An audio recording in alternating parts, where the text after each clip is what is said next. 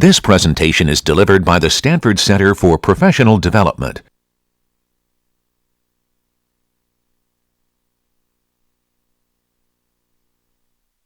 All right, C++ plus Java versus Java. It's like a death match. Okay, what's the same? First thing I really do want to talk about is that there are a lot of things that are the same. And so you are building on a background that's going to serve you well without having to make a lot of adjustments. In some sense, they're almost so similar at times to be a little bit unhelpful in the sense that it's easy to get tripped up because they almost, but not quite, are exactly the same. There was one unfortunate quarter where I was teaching two classes, one that was being taught in C++ and one that was in Java, and I was just a mess the whole quarter, like constantly in one class using the wrong syntax and vice versa. Luckily, I'm not doing that now, so hopefully I'll have my C++ head on straight the whole quarter. The general syntax, so I'm going to mention these things and I'm going to show you a sample program and we're going to walk through it. But things like the comment sequence, the /*, the //, right? The use of almost all the punctuation characters, braces, parens, commas, semicolons, is exactly the same, right? That the statement terminator that the semicolon is used for, the commas to separate arguments going into a function call, the way you make variable and parameter declarations, right? Exactly the same, right? No changes there to be aware of. All of the primitive variable types, char, int, double, plus the kind of more esoteric long and float and short and things like that are present in Java are present in C++ and have basically the same semantics. There is one minor adjustment there, which is Java's Boolean type, the true-false variable type, is actually called bool in C++. So you have to type a few less characters on that end. All of the operators that manipulate the basic types, the assignment operator is the equal sign, the equals to compare, not equals to see if they're not equal, the arithmetic plus, the plus equal, multiply equal shorthands, the plus that comes in both pre and post increment, the relational less than or equal to. The logical operators and, or, and not have the same behaviors, they have the same short circuiting, the same precedence table, so all of that, right, is without change. The control structures, so for redirecting control flow and making choices about what code to execute when, the for and while loop mechanisms, the if with the optional else, the switch statement, which you may or may not have seen, but you can definitely look up in the text if you haven't, right, that kind of has like a variant of the if-else that lets you decide based on the value of something which case to move into. The return that's used for the function. Also things like the break and continue, little less known keywords there, or the do while also. Same thing that they operate in Java, they work the same way in C++. So hopefully you feel a little bit like, okay, I'm not totally in a foreign land. Let's look at a complete C++ program. So this one is printed in handout 4, if you want to follow along there and make notes on it as we talk it through. And what I'm going to do here is I'm actually planning on just kind of walking through this almost line by line to kind of just point out some of the things that are different. And then I'm going to move to the compiler and we'll do a little bit of experimentation with developing and writing some code and manipulating something that looks like this to just kind of get some of our bearings about what things are going on. Okay, so first off, just some general structure, right?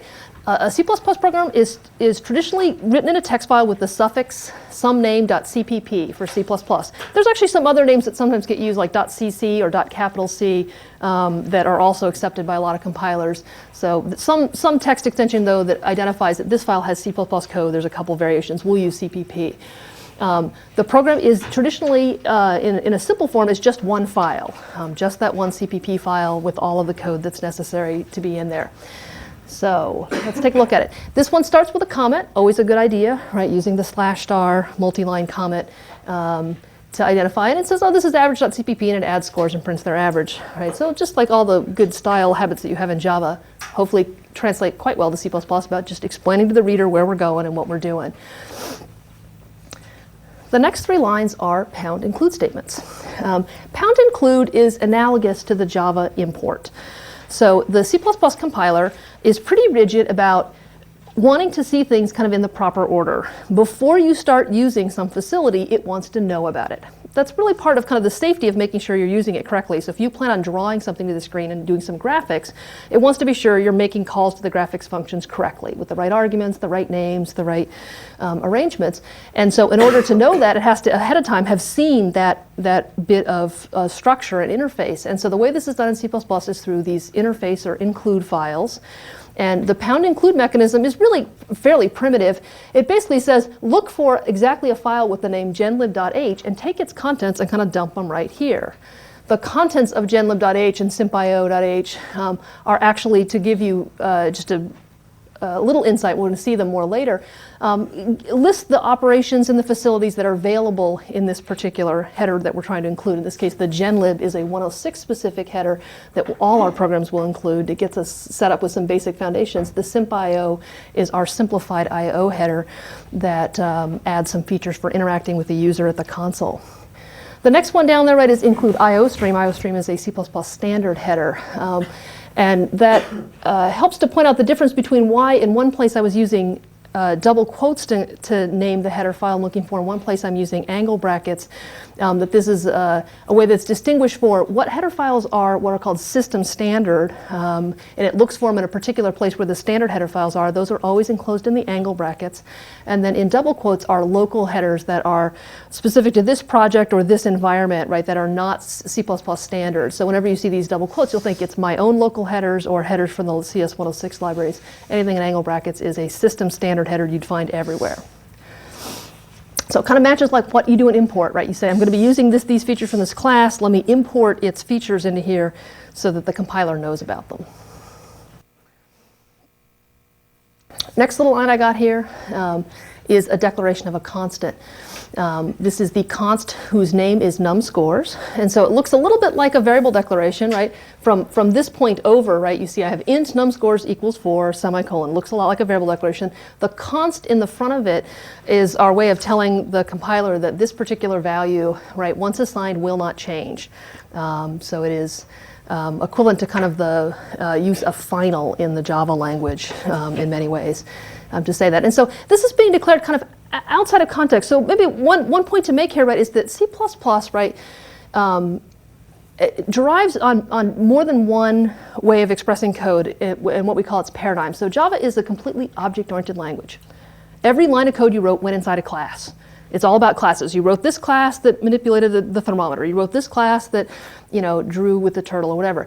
But there was no code that ever existed outside of a class. It always was. You started off with public class something and you started writing methods that operated on that class. Maybe they were static or maybe not. And that the way you started code was always to say, start from this class's main to get work done. C++, right, is a hybrid language. It has object-oriented features. It has the ability to define and use classes, and we'll see that quite extensively. But it also inherits the legacy of C, which is pre this whole object-oriented development, where it operates more procedurally, they call it, in the procedural or imperative paradigm, where there are functions that exist at the global level that don't have a context of a class that they operate in. There's not some this that's being received the message and operating. They're just functions that exist outside this, like a little set of things to do that don't live inside a class. And for much of the term, we're going to be doing stuff in a very procedural way, at least in the code we write, and we will use a lot of objects. So we'll actually be mixing and matching a little bit of those paradigms together. So using the procedural paradigm to write a lot of code that then happens to manipulate objects using an object-oriented set of features. So in this case, right, the program here, this is just actually up at the top level, and it's saying this is a global constant that's available anywhere in the file after this declaration. I can use the numScores, which will refer back to this without any further adornment. The next thing underneath that is a prototype. So this is actually a little bit of a novelty that in Java you are allowed to declare, if you have three methods, A, B, and C, and maybe A calls B and B calls C, you could declare A, B, and C in any order that's convenient for you. You want to put them alphabetically, you want to put them in the order they're called, you want to put them in the order that the kind of top to bottom down or bottom up. It doesn't matter, because the Java compiler kind of looks at everything once and then kind of goes back to get the whole picture. C++ tends to want to look at a file once, kind of top to bottom, and not have any reason to go back and revisit things. It happens that in the main function, which is the one where code starts from, I want to make a call to this getScores and average function. And if I had left this prototype off and I had this code here, when it gets to this line where I'm making that call, the compiler hasn't yet seen anything about get scores and average. It's actually on the next page. And it will complain. It will say, I don't know what this function is. You haven't told me about it. It came out of nowhere. And this prototype is our way of informing the compiler about something that's coming up later. And so the prototype tells about the return type, the name of the function, the type and names of the arguments and the order of them, and then ends with a semicolon. It's just it matches exactly the function header that we'll see on the next page, and it just tells the compiler in advance, here's something that's coming up later in the file, is a function with this name and this signature. So something you didn't have to do in Java, but is a part of the C++ world. There's actually an alternate way I could have done this, which is when I show you the code for get scores and average, if I actually just define them in the other order, I could avoid that separate prototype. And it's a little bit of a matter of personal taste, which way you feel comfortable doing it. So let's look at this guy. So main is special. The actual name, lowercase M-A-N-E, M-A-I-N, whatever. I'm a terrible speller, by the way. Has no arguments, returns an integer type. This is the function in a C++ program where execution starts. There can be exactly one main function with this name and this signature. And it will, when the program kind of gets up and running, the first thing it does is start executing the lines of code that come in this function. So no objects are created or any kind of fancy outer structure the way it might be in Java. It just really just goes here and just starts doing what you told it to do. So main has a special role to play in any program. What this program does is first print something. And this is the C++ syntax for printing things out. Even if you haven't ever seen it, you probably can get a little bit of an idea of what it's trying to do if you just kind of step back from it and squint a little. It looks a little bit like system.out.println. This is what's called the console out, the standard out here that's on the left-hand side. And then these use of the double less than here is what's called the stream insertion operator. So the standard output stream is saying insert into that stream, and then in the double quotes is a string. This program averages. And then it says insert next to that the num scores, which is this constant. It got the value from above, and then another string. And then at the very end, there's this little end L, which is the end line insertion, what's called a stream manipulator. That says at the end of this, put a new line and start any subsequent text on the next line. So in Java, right, that would look like a system.out.println of this program averages plus the num scores plus that using the string concatenation and conversion stuff in Java. It looks a little bit different in C++, but in the end result, right, it's a matter of printing out a bunch of things, numbers and strings intermingled, new lines, nothing too fancy there. Okay. The next line is make an at call to that function that we've earlier told it about, but we haven't yet seen the code for. That makes a call to get scores and average. It passes the constant num scores and says that's how many scores. It turns out that parameter is used to decide how many iterations to run the loop, requesting values, and then it returns the average of the values entered. And then we take that number, so we stored it in a variable. So this just shows that in C++, right, you can declare variables anywhere, either at the start of a block, in the middle of a block, kind of where they're at, and just like you can in Java. And then we took that value, stored it in this variable, and then used it in the next print statement. And then finally, last thing we have is a return 0. The signature for main in C++ always returns an integer. That integer is not all that useful in most situations. It's intended to be a kind of a return that tells the operating system who invoked the program whether everything completed successfully or not. By default, the value that's used to show successful completion is 0. So unless you have some other reason, it is return 0 that you'll always see at the end there. In reality, if you were to return something else, you won't see a lot of other differences. You turn -1 or 642. In most contexts, that number is almost ignored. So, but it is there just to kind of make tidy. I'm about to flip to the next part. And this is the decomposed function, right, that main made a call out to, that does the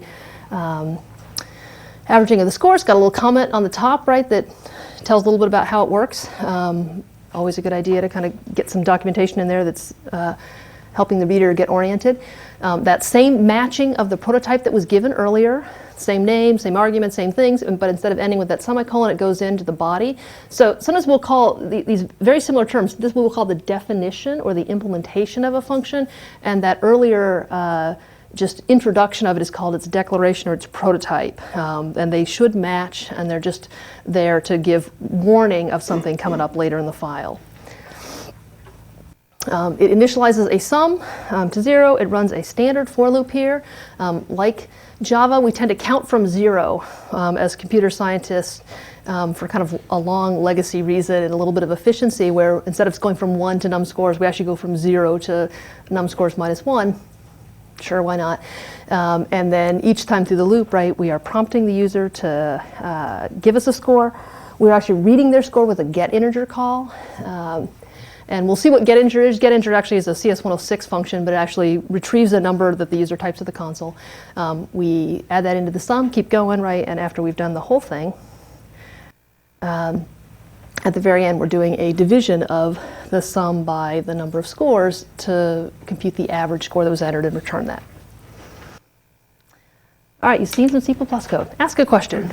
So did you say why we didn't have inline? In this case, I didn't have an end line just because I think it makes it nicer for the user. If you say next score and the end line, then you're typing on the line underneath it. And so if you don't put the end line there, it's like you type right next to the question mark. And so it actually, it's just, you know, it's totally an aesthetic thing. And so if I put it there, then it would say next score, and then I would be typing underneath it.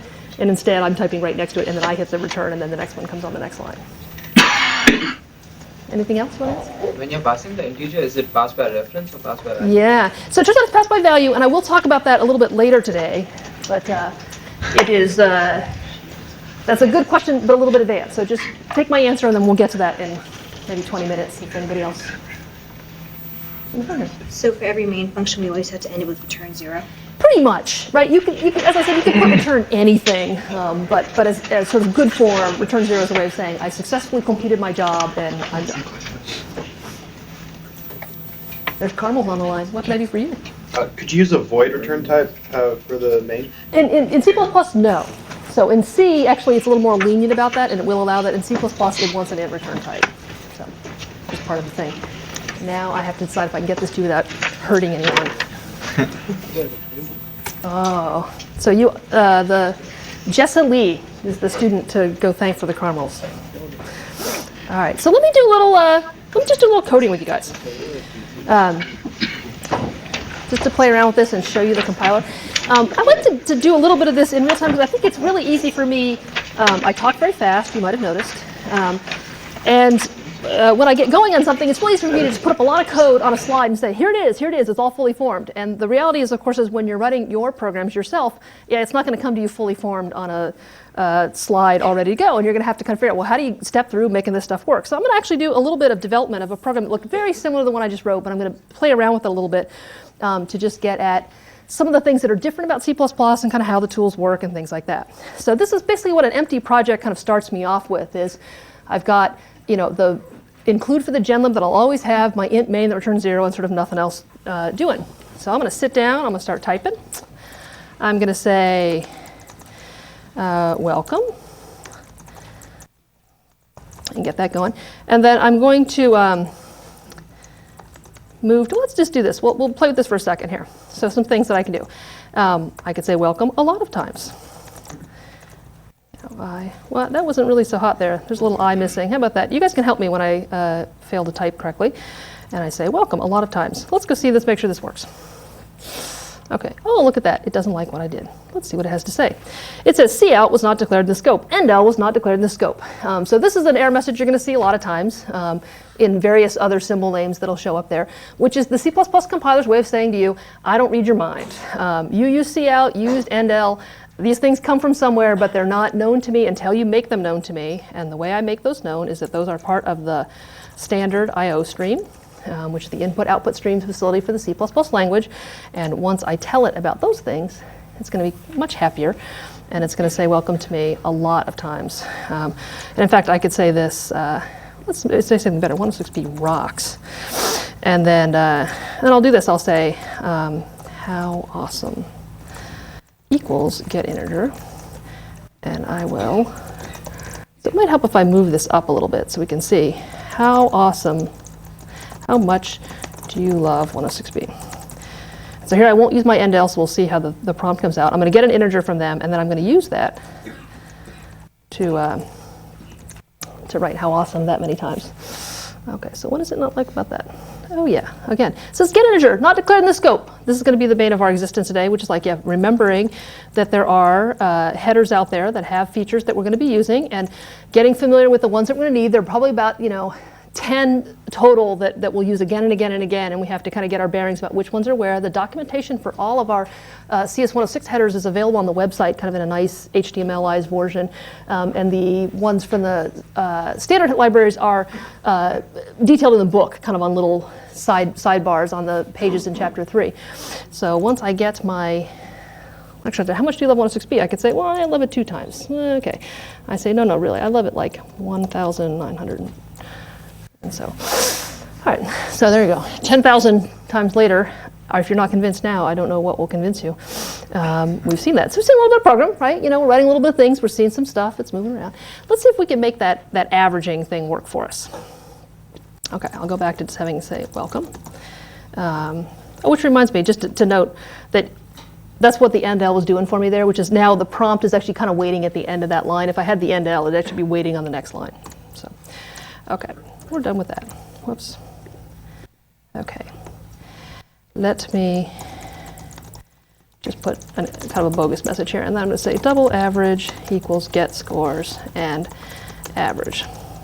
And then let's go ahead and, well, I'm going to blow off the constant for a little bit just because I'm going to be mucking with it anyway, and I'm not going to use that constant for very long, so I'm not going to worry about it yet. Okay, I'll put my prototype up here. So it knows what I'm talking about, and then I'm going to print out average is average. Okay, so I got a little bit of structure there, and I can even, I'll go in here, copy and paste, really good idea. Like once I've written the function header once, I don't really want to make a mistake. And I can, something that's kind of interesting to know is that, you can always write code that actually doesn't really do what you want to start with, but that kind of lets you test some of the other pieces around it. So in this case, right, I haven't finished fleshing out what get scores and average is, but I can write code around it that says, well, it passes in this number and it does some stuff, right? And right now it just returns 0. It's totally bogus. It's not, solving any of my problems, but it does allow me to test some other part of the code, in this case the main that called it and printed the result, to make sure that connection and kind of other parts are working before I go on to kind of work on this part in isolation. One of the things I'll try to show you whenever I'm doing code is to try to give you a little bit of the insight into how I approach thinking about the code, because I do think that one of the things that really distinguishes somebody who works effectively and productively from someone who spends a lot more time doing it is often just strategies and tactics for how you kind of attack your problem. So I'm hoping that along the way I can kind of share a little bit of the insights that I use to keep myself making forward progress there. So I am going to put in that for loop that I'm looking for, I being less than. I'm really not this bad of a typist in real life, but it's easy to. Okay. So the use of the braces here, right, is what's defining the block structure. So without the open curly brace, close curly brace, right, the for loop and the if and the other statements only grab that next line as being part of the indented body of the for loop. I'm going to go ahead with my next idea. I'm going to put that into sum, and then I'm going to do some things that seem kind of bogus, but we're going to get there. So I'm going to make some mistakes. You're going to watch me make some mistakes. Some of them I'll make on purpose. Some of them I'll actually be making accidentally. We'll see which ones I'm better at finding. So I have my get scores and average. It asks them for the scores. It adds it into the integer, and then doesn't return anything. So first, let's see how the compiler feels about that. So the first thing you'll notice is that compiled. That might alarm you just a little bit, because if you go back here and you look at this code, it certainly seems wrong. Right? Anybody want to help me with at least one of the things that's wrong with it? It doesn't return anything, right? Like, wow, that seems a little shocking, right? It's like, doesn't return anything at all. Well, what is it actually going to then produce? What else is it doing that's a little bit bogus? Sum is not initialized, right? So these are 2 examples of errors that Java doesn't let you get away with. You may very well remember from having typed in some code like this in Java, that it will complain. If you have a variable and you declare it and you don't initialize it and you start using it, the compiler says, not happening. You need to go back there and give that guy an initial value before you start reading it. Similarly, you fall off the end of a function that said it was going to return a double, you better return a double, right? And every code path, in fact, needs to return a double. You can't kind of bail out early in some cases and leave it fall off the end in others. That it considers both of those, right? Big enough errors that it won't let you get away with them. C++ compilers are a little bit more lax. It's crack mom, I told you. It's like, well, if you don't want to initialize that, go ahead. What value does it have then? That's a caramel earning moment there. Exactly what's in memory before. It doesn't make it 0, it doesn't make it empty, it doesn't do anything nice or clever or helpful. It's like whatever kind of contents were lying around in that particular location, now it's new initial value. So the result will be that we could get some pretty strange results from this. So if I run this thing right now, let's just see, I type in some numbers. I type in, oh, somebody got a 9, somebody got a 67, somebody got an 87. Type in a bunch of numbers, and the average is 0, right? Well, that was kind of interesting. 0 kind of seems like it had some rhyme or reason to it, but in fact, actually, there's really no guarantee I could run it again, and I might get very different numbers. Let me make it so I don't have to type in so many numbers because I'm lazy. And I put in 5, 6, 7, 8. I got 0 the second time. Well, see, good luck for me. Let's go ahead and start fixing some of this stuff. So the thing to note is that the compiler isn't nearly as aggressive about being on your case about things, so it does require a little bit more monitoring on some of these things, that seeing this result and then kind of going back and kind of figuring out how I got into this situation. So let me get that guy an initial value, and then let me put a return down here.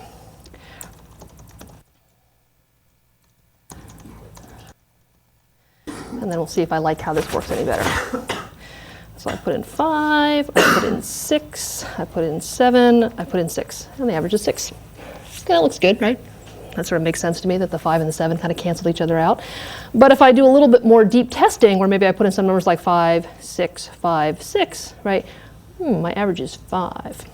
And in this case, I would think that I would be getting something like 5.5, right in the middle of the average. I go back here and I take a look at what I did, right? And I took sum and I divided it by num scores. What have I failed to do? Cast that thing to get it out of there. So the default, this is the same in Java as it is in C++, is that if you are combining two operands in an arithmetic expression, if they are of mixed type, one is double and one is int, it promotes to the richer type. So if that one of those was a double, it would convert the other one to a double and do the calculation in double space. But as it is, sum is an integer, num scores is an integer, it's doing integer division. Integer division has truncation built into it, so if I divide 10 by 3, I get 3, and that remaining 1/3 is just thrown away. Even though the result is double, that sort of happens after the fact. Like it does the calculation integer space, the 10 divided by 3, it gets the 3 integer result, and then it says, oh, I have an integer here, I need to convert it to a double on my way out, and it takes that and turns it into 3.0. So it doesn't recover that truncated part that got thrown away. If I really want to get a real double result, I got to make one of those a double to force the calculation into the double space. The mechanism in C++ is a little bit different than it is in Java. In fact, the Java mechanism does work, but the preferred form in C++ looks a little bit like this, where you take the name of the type you're trying to convert it to. It looks a little bit like you're making a function call passing sum to a function that will change it into a double. And so by doing this, right, I now have one of them being double, the int on the other side gets promoted. So if I do my 5, 6, 5, 6, right, that truncated part is now part of that calculation and preserved and pulled out and printed. All right, we're okay on that? Let me change this a little bit to something else. Right now, it assumes that there's a fixed number of scores that you want to do. Maybe what I have is a big stack of exam papers, and I don't actually know how many are in the pile, and I don't actually want to count them ahead of time. I just want to actually just keep entering scores until I get to the bottom of the pile. So I'm going to change this loop to allow me to enter numbers until I say I'm done. Okay, so let's take a look at what that's going to look like. I'm going to get the value here, so I'm going to change my code a little bit, and then if the value is the sentinel, then I don't want to include it in the sum, and otherwise I do. So maybe we'll do this. We'll say if the value doesn't equal the sentinel, then sum kind of, adds it into there. But I also need to make this thing stop. And so I'm going to have to rearrange my loop a little bit here, because if you think about what I'm going to try to do, I'm going to prompt and get a value and then either add it in the sum or quit. And then I'm going to prompt and get a value and add it in the sum or either quit. So I have a loop where I need to kind of rearrange my notion a little bit here. And one way I could do this is something like this. I could say this: well, while value does not equal sentinel, then add it into the sum. So I'm going to kind of change my code around. Just sort of watch carefully as I reorganize it. So if the value is not equal to the sentinel, then I'm going to add it into the sum, and then I'm going to get the next, and overwrite the previous value. So watch this. Value is this, and I'll go up here and I'll say int value. Okay, so I kind of inverted that loop that was there a little bit. So it says, okay, well, while the value is not the sentinel, add it into the sum, and then get the next value and come back around. The problem with this code as it stands is there's something a little bit wrong about value, right? It's not initialized, right? So I need to initialize it to something. It's like, well, what do I need to initialize it to? Yeah, I need to what the user wants. So in fact, this little piece of code that's down here kind of needs to come up and be repeated up here, right? I need to get a value from them, right? And then go into the, if it wasn't a sentinel, add it and get the next one. This is what's called a classic loop and a half construction, where there's a little bit of things I need to do, and then I need to do some test and then decide whether to go on with that iteration. And as it is, there's kind of a little bit of a half of the loop that kind of starts up. They call that sometimes priming the loop, getting things ready to come into it. And that's a little bit unseemly. There's something about that's a little bothersome, even though it's a very small piece of code. 2 lines of code is not going to rock the world. But I do want to try to get us into the habit of thinking, if we can combine that code and unify it, that's better. It's better than repeating it. Repeating it means that if I ever change something about it, I have to change it in 2 places, that there's an opportunity for error to creep in that I can avoid if I can get it to where there's really just one and only one version of the truth. So I'm going to change this to, is going to use the break statement, which you may have had a little experience with, which is I'm going to run a while true loop, which looks like it's going to run forever. I'm going to prompt get the value, and if the value equals the sentinel, then I'm going to use break. And break immediately exits the loop here without completing the bottom of this loop iteration, and causes it to move on to the statements after the loop. So by doing it this way, I now have one prompt, right, then a check, and based on that check, I either kind of finish this iteration and keep coming around, or I immediately break out saying that was the clue that we're done with this. You could. I would say that it's a little bit of an advanced question, but it turns out that the do while loop is not really that much cleaner in the end, and because you still have to do the prompt and test and try to decide when to add it in. And do while loops are just so unusual that they cause everybody to slow down a little bit when you read them. So if you can actually kind of write it using a more ordinary loop construct, there is some advantage to that. So I got this guy together here, and then maybe I should actually tell the user, this might be a good thing to say, tell them what the sentinel is. Oops, and I have to type better than I do. If done. Okay. Whoops. And what does like now? Oh yeah, well we better count those number of scores. How about we do that? Num scores equals 0. And then each time we get one, we increment. And so 4, oh that's right, I'm using 4 as my sentinel. Well, that's good. 5, 6, and I say 4, then I should average the 5 and the 6. So let's go back. We'll change our call to maybe use a more ordinary value like -1.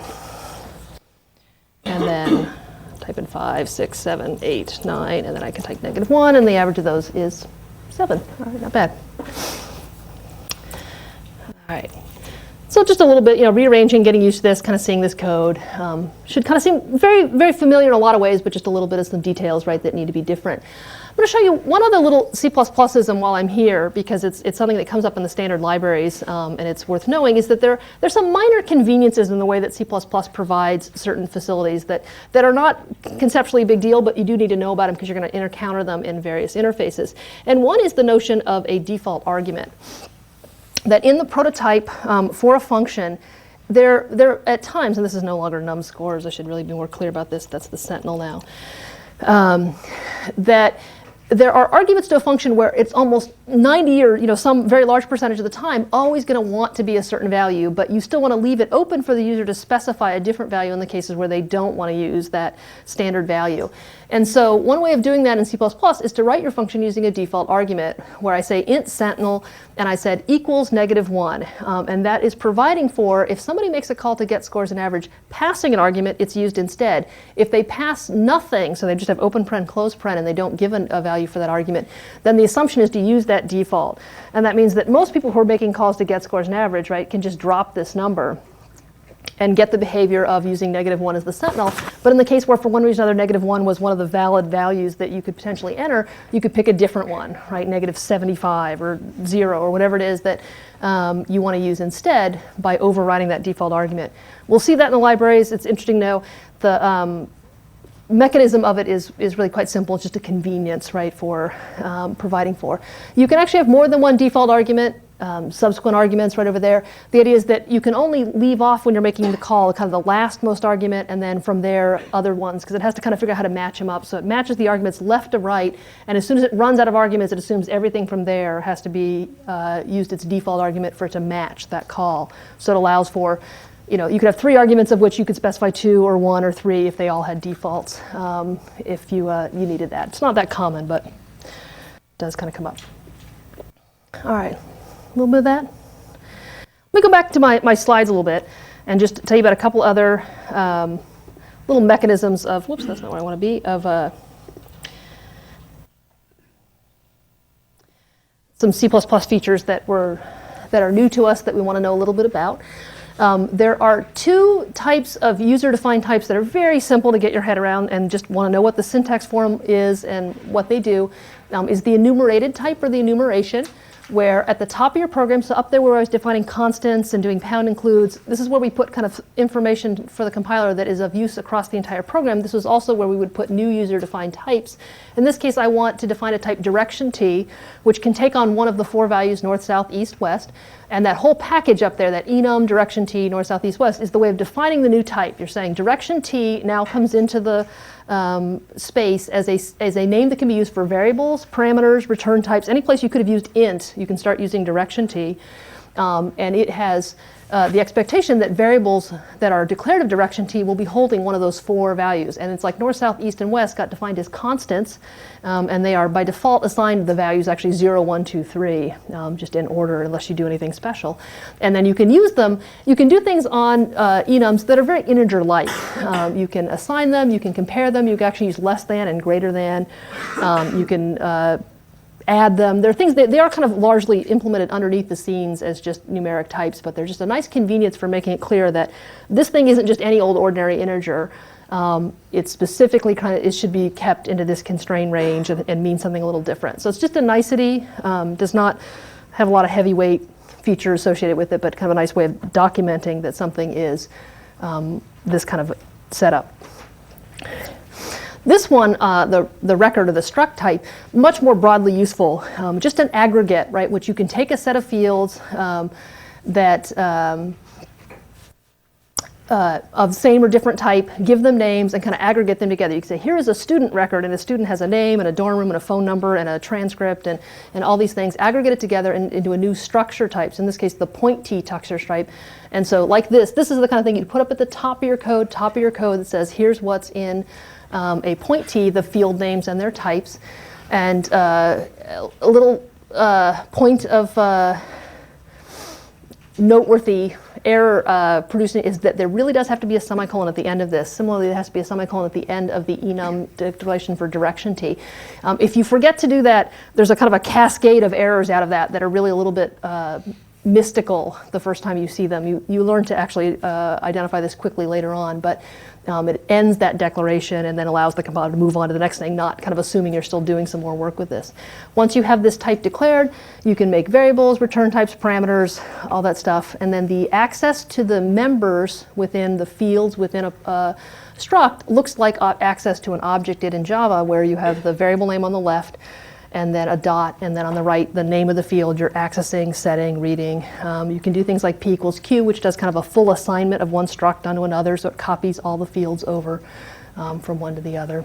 So something simple, right, that but does kind of have a lot of usefulness, right? Just it makes a lot of sense when you have a program, right, and you need to group things together. Here's all the information about, you know, this part of my data structure, a student, a class, a dorm, all the information being aggregated together into one unit is actually a nice way to keep kind of your data organized. Yeah. Before I didn't understand exactly how to third line to the end, point t, comma q.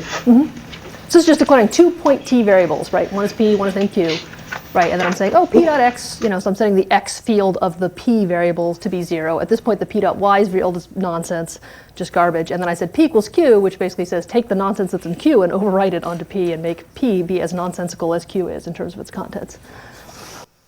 Not very useful code. And then the last thing I'm going to show you today is just to talk a little bit about parameter passing. This is going to come up kind of again and again, but this is just kind of a quick first mention of these things. Someone had asked earlier, well, what is the parameter passing mechanism that's in play? The default parameter passing mechanism is what's called pass by value, or it basically to say it copies. That if I have a function here, binky, int x and y, that in the body of it, it tries to do something like double the value of binky and reset y to 0, that when I make a call to binky, and I had a set to 4 and b to 20, that when I made the call to binky, the pass by value really means that the x and y parameters of binky are copies of a and b. They are distinct, right? They are new integer variables, new space, new storage, and they got their initial values by taking the current values of a and b and copying them, but changes to x and y affect binky's context only. And so that 4 that came in here and got doubled to 8, that y that got set to 0, are live here, but when binky exits and we get back to main, a and b still are 4 and 20. So it just did full copies of all and this is true for all types of structs and enums and ints and cars and all that. It's copying the data, operating on a copy. In most situations, that's actually fairly appropriate, right? You know, you tend to be passing information in so it can do some manipulations. In the situation where you really want to be passing in and having changes be permanent to it, change the values, there is an alternate declaration where you add an ampersand to the type. So instead of being an int, it's an int ampersand. And that changes this parameter from being a pass by value to a pass by reference or a reference parameter. In such a case, right, when I make a call to binky, this first argument will not be a copy. The second argument is still a copy because I haven't changed anything about it. But when I say binky of a and b, what the binky function is actually getting in that first argument is not a copy of the value 4. It's getting a reference back to the original a. And then for the y parameter, it's getting a copy of 20. So when it makes this change over here of trying to take x and double its value, it really did reach back out and change a. And so after this, right, a would be 8, b would still be 20. So it allows for you to pass some data in, have it be manipulated and changed, so updated, adjusted, you know, and whatnot, and then come back out and see those changes. That is, for certain situations, very useful. This mechanism doesn't exist in Java, right? There's not a pass by reference mechanism, so this is likely to seem a little bit bizarre at first. We will see this a lot, so this is maybe just our first introduction to this. We're going to come back to this more and more. One thing I will note is that the primary purpose of this is to allow you to kind of change some data, pass it in, have it be changed, but it also gets used in a lot of situations just for efficiency reasons, where if you have a large piece of data you're passing in, a big database, that to copy it could be expensive, and especially for this larger things, right? That copying just so you can hand it off to a function to print it would be unnecessary, and so by using the reference parameter in those situations, you're actually just allowing it to avoid that copy overhead and still get access to the data. So sometimes you'll see it used both for changing as well as efficiency. Okay. I'm not going to show my last slide, but that's what we're going to be talking about on Monday. We'll talk about libraries. So looking at chapter 3 is the place to go in the reader. I'm going to be walking over to Termin momentarily, and I would love to have somebody come and hang out with me. Otherwise, have a good weekend. You have nothing to do for me. Enjoy it. It's the last weekend in which you will not be my slave.